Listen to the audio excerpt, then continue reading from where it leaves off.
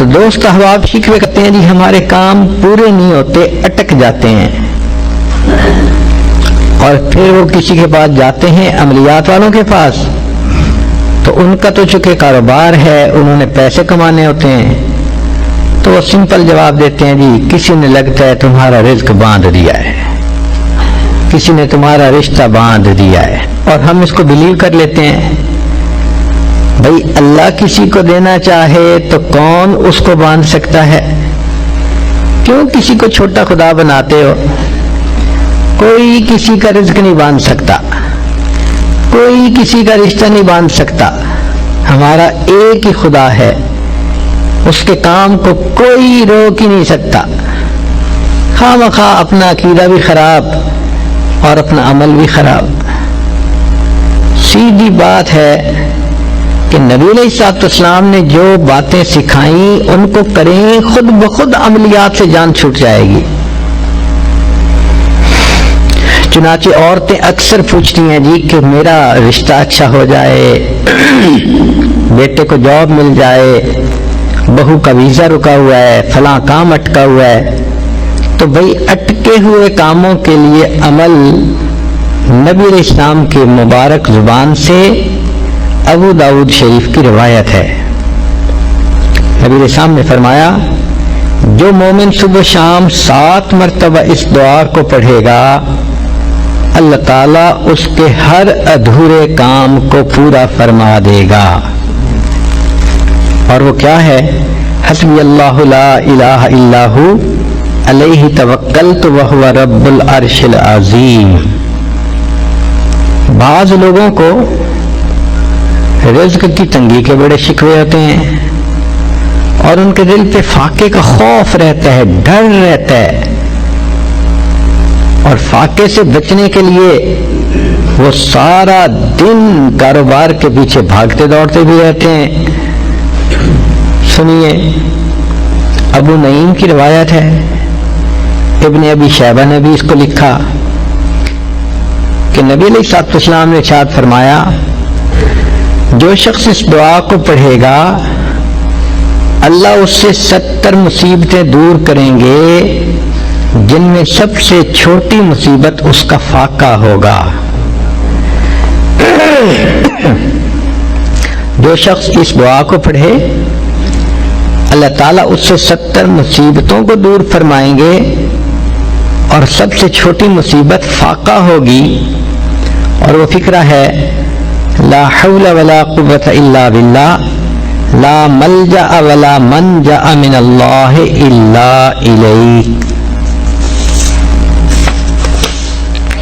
کئی مرتبہ انسان غمزدہ ہوتا ہے اور سوچتا ہے میں تو اکیلا ہوں، میرا ساتھ دینے والا کوئی نہیں، ماں باپ فوت ہو گئے، کہاں جاؤں، کس کو دل کا غم سناؤں، میرا غم کیسے دور ہو۔ نبی علیہ الصلوۃ والسلام نے فرمایا، کنز المال کی روایت ہے کہ قرآن مجید کی ایک آیت کو 3 مرتبہ یقین کے ساتھ پڑھ لیں، اللہ تعالیٰ غمزدہ دل کو تسلی فرما دیتے ہیں۔ لا الہ الا انت سبحانک انی کنت من الظالمین۔ کتنی مختصر سی آیت ہے اور اکثر بچیوں کو یاد بھی ہوتی ہے۔ اس آیت کو 3 مرتبہ پڑھنے پر اللہ تعالیٰ انسان کی سیڈنس ختم کر دیتے ہیں، غم ختم کر دیتے ہیں، دل کو خوشی عطا فرما دیتے ہیں۔ کئی لوگوں کو دیکھا کہ بیمار ہوتے ہیں، کبھی ہسپتال کا چکر، کبھی ڈاکٹر کے پیچھے،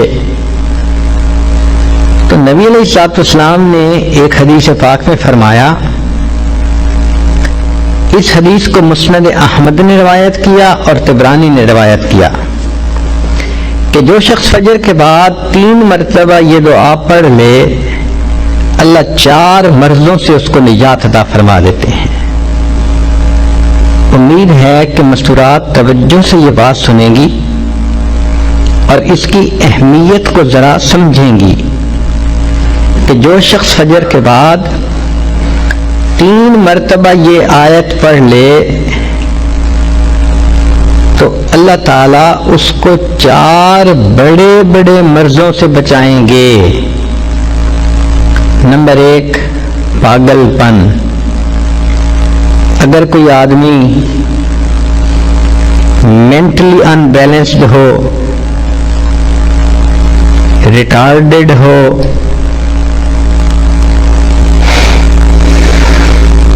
یا جس بندے کو چیزیں بھول جاتی ہوں یا چیزیں یاد نہ رہتی ہوں،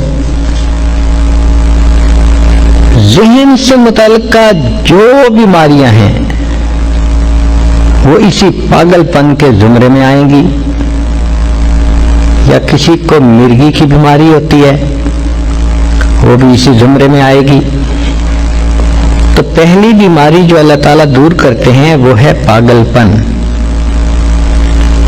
اور دوسری بیماری کوڑ پن.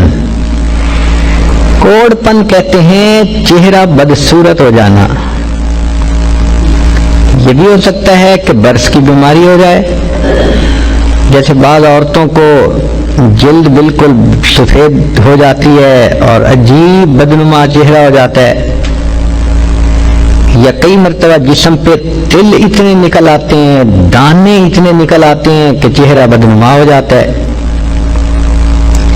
یا چہرے پر داغ پڑ جاتے ہیں کالے رنگ کے.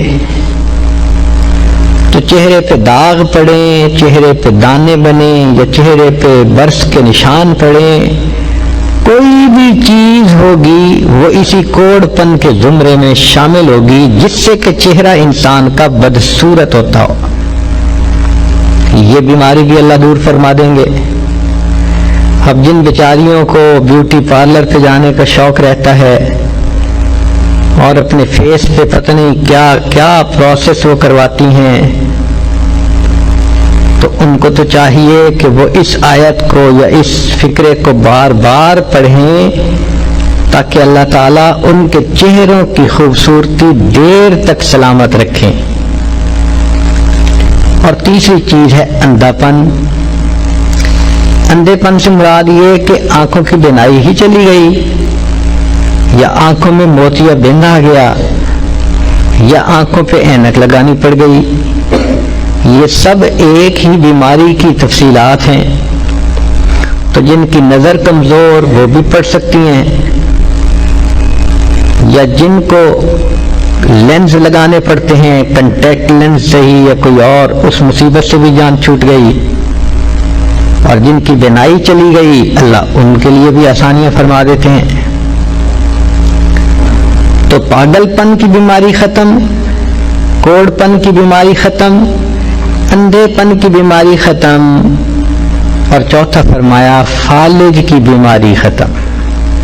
فالج ایک تو ہوتا ہے کہ انسان کا ہاتھ یا پاؤں کام ہی نہ کریں، اور ایک یہ بھی ہوتا ہے کہ اتنی ویکنس کہ عورت کہتی ہے مجھ سے تو کھڑا ہی نہیں ہوا جاتا، میرے پاؤں سن ہو جاتے ہیں، میرے ہاتھ سن ہو جاتے ہیں. یہ ساری چیزیں کمزوری اور فالج کی ابتدائی سٹیجز ہیں. تو یہ سب چیزیں ٹھیک ہو جاتی ہیں. اب بتائیں کہ اتنی بڑی بڑی بیماریوں سے جس بندے کو بچنے کی خوشخبری مل رہی ہو تو وہ تو پھر اس عمل کو کیے بغیر رہ ہی نہیں سکتا. اور یہ عمل دیکھو چھوٹا کتنا ہے. وہ جو فکرہ فرمایا حدیث میں وہ ہے سبحان اللہ العظیم و بحمدہ ولا حول ولا قوت الا باللہ. اتنا سا فکرہ پڑھنے پر اللہ چہرہ بھی پر نور بنا دیتے ہیں، میموری بھی تیز کر دیتے ہیں، اللہ تعالیٰ بینائی بھی تیز کر دیتے ہیں، اور اللہ تعالیٰ جسم میں طاقت بھی بھر دیتے ہیں. یہاں تک تو نیکیاں کمانا، گناہوں کو بخشوانا، فرشتوں کی دعائیں لینا، غمزدہ دل کو تسلی ملنا، اور بیماریوں سے محفوظ ہونا، اس طرح کے عمل بتائے تھے. اب ایک عمل سن لیجئے کہ دجال سے محفوظ ہونا. دجال ایک تو بڑا ہوگا نا، جس کو دجال اکبر کہتے ہیں. جو آئے گا اور بندے اس کے پیچھے لگ کر اپنا ایمان خراب کر لیں گے. جو امام مہدی کے آنے پر اور عیسیٰ علیہ السلام کے آنے پر ظاہر ہوگا، ان کے آنے سے پہلے ظاہر ہوگا، اور عیسیٰ علیہ السلام اس کو لد کے مقام پر قتل کر دیں گے. اس فتنے سے نبی علیہ السلام بچنے کی دعائیں فرماتے تھے، صحابہ بھی بہت ڈرتے تھے اس فتنے سے. تو انسان کا دل چاہتا ہے کہ دجال سے محفوظ ہوں. حدیث پاک میں ہے جو شخص جمعہ کے دن سورہ کہف پڑھے تو جمعہ سے جمعہ تک اس کے گناہ معاف، اور اگر وہ روزانہ پہلی 10 اور آخری 10 آیتیں پڑھ لے اللہ اس کو دجال سے محفوظ فرمائیں گے. تو اس عمل کو کرنے سے ایک تو دجال سے محفوظ ہو گئے، اور دوسری بات اور بھی سن لیجئے کہ دجال دجل سے بنا. دجل کا مطلب ہوتا ہے فریب دینا، دھوکہ دینا. اور بچیوں عورتوں کو انسان کی شکل میں بھی کئی دفعہ دجال مل جاتے ہیں. وہ ان کی عزتیں لوٹتے ہیں، بہانے بنا بنا کے دھوکے دیتے ہیں، ان کو بیٹرے کرتے ہیں. تو اس عمل کے کرنے سے عورت بچی ایسے دجالوں سے بھی محفوظ رہے گی. لا الہ الا اللہ، لا الہ الا اللہ، لا الہ الا اللہ، لا الہ الا